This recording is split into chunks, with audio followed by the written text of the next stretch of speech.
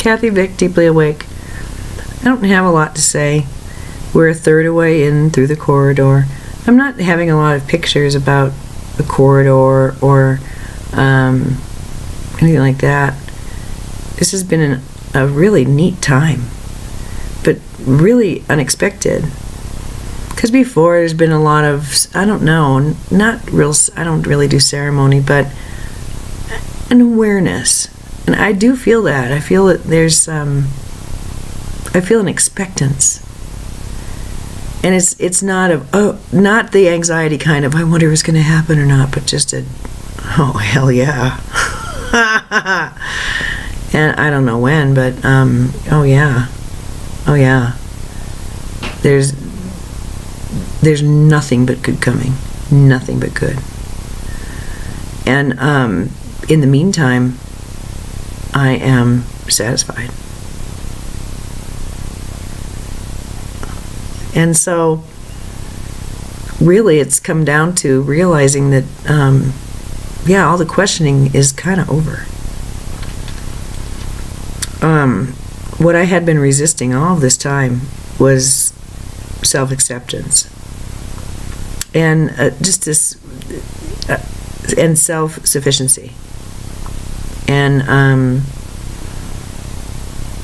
just sort of a groove with myself that everybody can feel and see, that I've seen in other people, and I've always wanted, but I've known what it involves.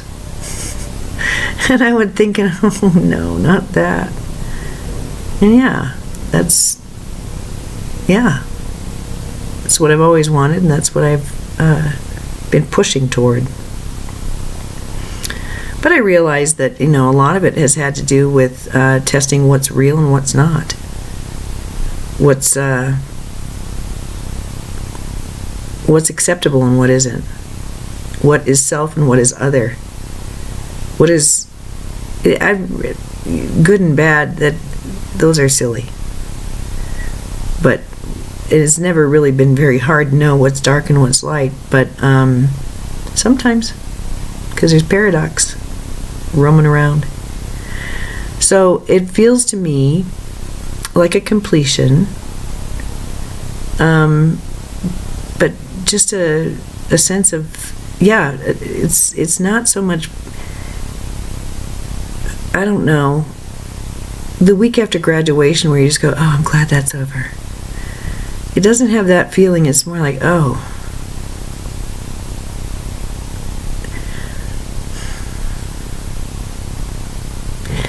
it's like being where I should have always been and being able to look back and going, yeah, I'm glad I'm not there anymore.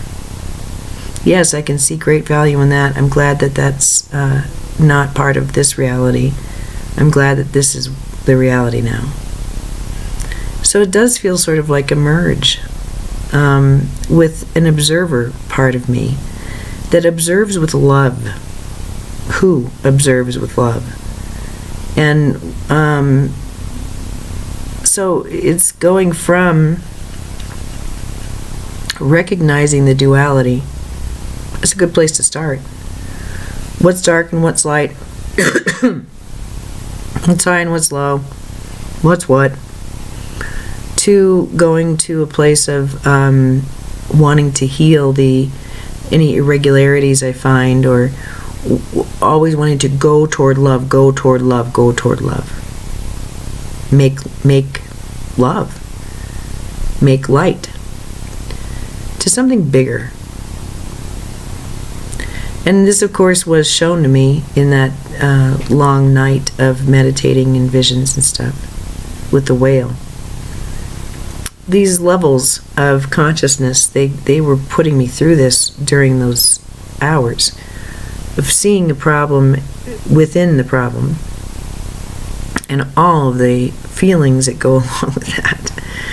And then going a step above that and seeing the whole thing. Because, we all know that the way to peace is seeing the other person's point of view. Pretty much. We all pretty much have have had enough experience with that to know it's when your enemy turns out to be your friend and you go, oh, holy crap, that life changes.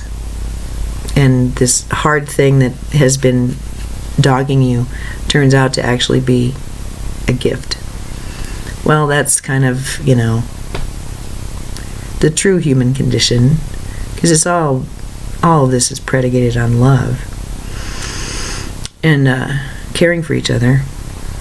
But I think it's in this bigger perspective that allows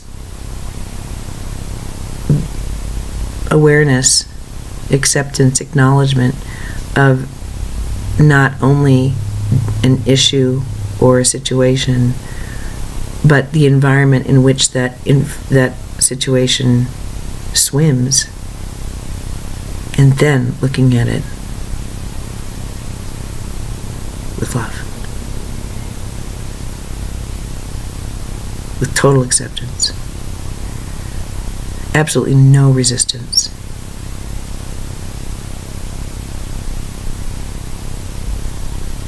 It's hard to do, looking at some of the human constructs. And that's been a puzzle. What do I do with that? How can I love this? This is unlovable. How can I tolerate that? It's intolerable.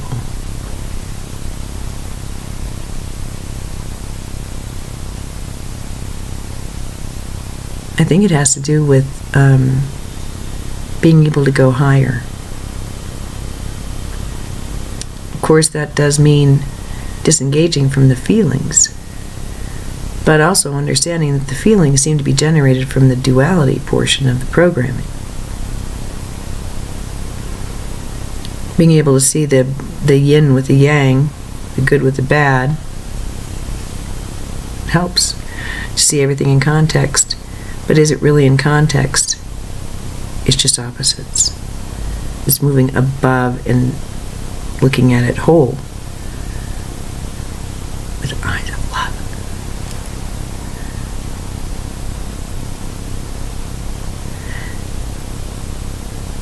Eyes of love don't see problems or opportunities, unless the opportunity is that to love. So that comes down to love of self. Self-love. And I don't know, I just was very reluctant to go there. I'm remembering this cute little phrase. I don't know, it was some baseball guru who said it first. I think it was Mickey Mantle, but I don't know for sure. I'm probably going to misquote it, but if you think you have it and you have it, then you have it. If you think you have it, but you don't have it, then you have it. If you don't have it, but you think you have it, then you have it. If you have it, but you don't think you have it, you don't have it. And it's been coming up again and again, especially with that golden boat changing something from one mode of transportation to another effortlessly, without the chaos of changing one pattern to another, without pain, without anything but just a glide on an ocean, silently, effortlessly. And it's that's been coming to me, that there really is a change in perspective, and my friend yesterday was mirroring that, confirming to me, having trouble languaging it, so she had to repeat it repeatedly, repeat it, and to try to make sure it's clear. I was like, yeah, well, good, keep repeating it, because it's we need to anchor this. So I got to anchor it in my body work, and I've been anchoring it just with my thinking, but really today, just waking up satisfied. And acknowledging that I wake up kind of feeling lonely sometimes. I just get hungry for interaction, because my brain just is like that. And but I'm very satisfied. And I am not hopeless. That seems silly. Although I woke up so many days just feeling defeated just hopeless, because things hadn't changed. And it's just wonderful to see that I am that change. And it's through effort and time and trust that these things occur. Effort, yes, obviously. But also knowing that there's something much bigger than we who are in charge. And that's kind of what it feels like, is at what level are you going to look at the problem? A level of being right in the middle of it, where your heart's pounding and you're feeling like you really are being affected by someone else's pettiness or your own pettiness, to being able to see, the rationale for such nonsense, and really being able to understand that we're all in this together and all this stuff, to something so much bigger.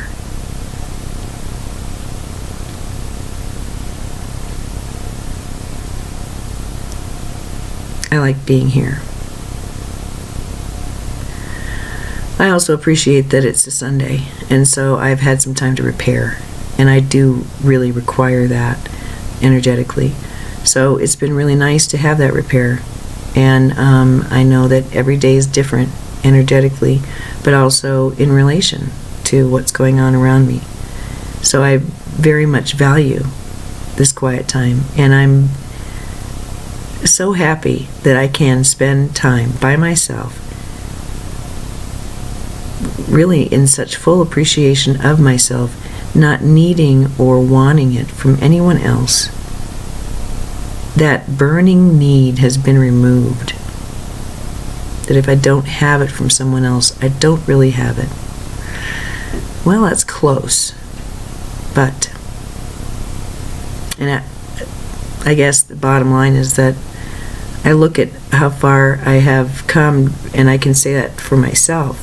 I just feel like I've come a really far way as a person. And it's not because it didn't tickle. It didn't tickle. A lot of it didn't tickle. It was work. This is the effort realized. This is the unrelenting passion for figuring things out. And not everyone's built like this. So yeah, it's a self-imposed structure which I have walked from. It's lovely. So I have a great day planned.